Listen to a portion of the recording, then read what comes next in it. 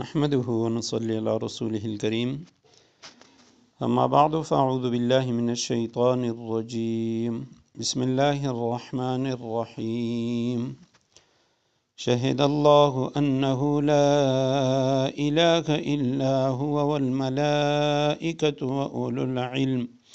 وأولو العلم قائما بالقسط لا إله إلا هو العزيز الحكيم صدق اللہ العظیم اللہم صلی علی محمد النبی الامی وعلی آلہ واصحابہ وبارک وسلم۔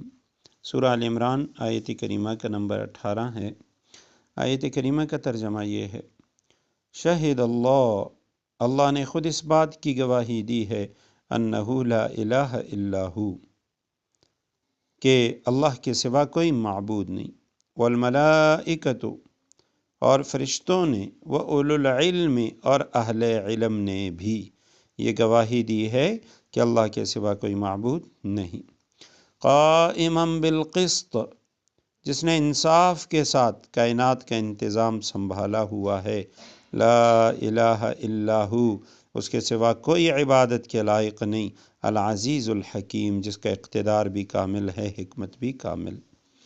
شہد اللہ نے گواہی دی، انہ لا الہ الا ہو اس بات کی کہ اللہ کے سوا کوئی عبادت کے لائق نہیں۔ فرشتوں نے بھی گواہی دی، اولو العلم اولو کے معنی ہوتے ہیں والے، اولو العلم علم والوں نے، اہل علم نے بھی گواہی دی۔ قائماً بالقسط یہ قائماً بالقسط یعنی وہ اللہ لا الہ الا ہو، وہ اللہ جس کے سوا کوئی معبود نہیں، قائماً بالقسط عدل و انصاف کو قائم فرمانے والا ہے، انصاف کے ساتھ کائنات کا انتظام اس نے سنبھالا ہوا ہے۔ قسط انصاف، لا الہ الا ہو اس کے سوا کوئی معبود نہیں، یہ تاکید کے لیے دوبارہ۔ العزیز جس کا اقتدار کامل ہے، اور الحکیم حکمت بھی کامل ہے۔ اس آیت کریمہ میں اس سے پہلے اللہ کی وحدانیت کا بیان تھا، تو یہاں بھی ایک خاص انداز سے اس کو بیان کیا کہ اللہ سبحانہ وتعالی خود بھی، فرشتے بھی، اہل علم بھی اللہ سبحانہ وتعالی کی وحدانیت کی گواہی دیتی ہیں۔ یہ آیت ایک خاص شہادت کے بارے میں ہے اور خاص شان رکھتی ہے۔ تفسیر بغوی میں یہ روایت نقل کی گئی کہ یہود کے دو بڑے عالم وہ شام سے مدینہ منورہ آئے، اور جب مدینہ کی بستی میں آئے تو ایک دوسرے سے کہنے لگے، یہ بستی تو اس طرح معلوم ہوتی ہے کہ جس کے بارے میں تورات میں پیشگوئیاں آئی ہوئی ہیں کہ اس میں نبی آخر الزمان صلی اللہ علیہ وسلم قیام پذیر ہوں گے۔ اس کے بعد کسی نے ان کو بتا دیا کہ یہاں ایک شخصیت ہیں، بزرگ ہیں، اور جن کو لوگ نبی کہتے ہیں۔ تو یہ نبی کریم صلی اللہ علیہ وسلم کی خدمت میں حاضر ہوئے، اور نظر پڑتے ہی وہ تمام صفات جو انہوں نے تورات میں پڑھی تھیں وہ سامنے آ گئیں۔ حاضر ہو کر عرض کرنے لگے کہ آپ محمد ہیں؟ آپ صلی اللہ علیہ وسلم نے فرمایا ہاں۔ پھر عرض کرنے لگے آپ احمد ہیں؟ آپ صلی اللہ علیہ وسلم نے فرمایا ہاں، انا محمد و احمد، میں محمد بھی ہوں، احمد بھی ہوں۔ پھر عرض کیا ہم آپ سے ایک سوال کرتے ہیں، اگر آپ اس کا صحیح جواب دیں تو ہم ایمان لے آئیں گے۔ آپ صلی اللہ علیہ وسلم نے فرمایا پوچھو۔ انہوں نے سوال کیا کہ اللہ تعالیٰ کی کتاب میں سب سے بڑی شہادت کون سی ہے؟ آپ صلی اللہ علیہ وسلم پر اس موقع پر یہ آیت کریمہ نازل ہوئی، اور آپ صلی اللہ علیہ وسلم نے آیت پڑھ کر ان کو سنائی کہ سب سے بڑی گواہی یہ ہے کہ اللہ خود فرماتے ہیں کہ اس کے سوا کوئی عبادت کے لائق نہیں۔ تو یہ انہوں نے سنا اور اسی وقت مسلمان ہو گئے۔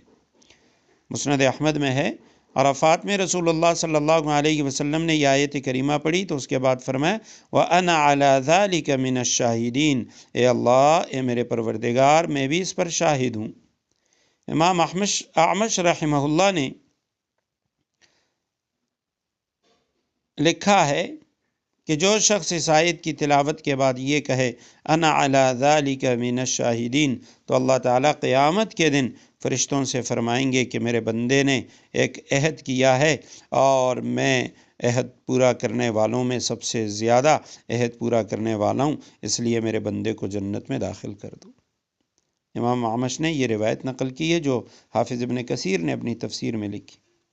حضرت ابو ایوب انصاری رضی اللہ تعالیٰ عنہ کی روایت میں ہے، رسول کریم صلی اللہ علیہ وسلم نے فرمایا جو شخص ہر فرض نماز کے بعد سورہ فاتحہ، آیت الکرسی اور آیت شہد اللہ انہ لا الہ الا ہو یعنی سورہ آل عمران آیت نمبر 18 اور قل اللہم مالک الملک تؤتی الملک من تشاء وتنزع الملک ممن تشاء آخر تک بغیر حساب تک، آل عمران آیت نمبر 26 اور 27۔ فرض نماز کے بعد فاتحہ، آیت الکرسی، شہد اللہ کی آیت، قل اللہم مالک الملک، 2 آیتیں یہ ہر نماز کے بعد پڑھے گا، اللہ تعالیٰ اس کے سب گناہ معاف فرما دیں گے اور جنت میں جگہ دیں گے اور اس کی 70 حاجتیں پوری فرمائیں گے، جن میں سب سے کم حاجت وہ اس کی مغفرت ہے۔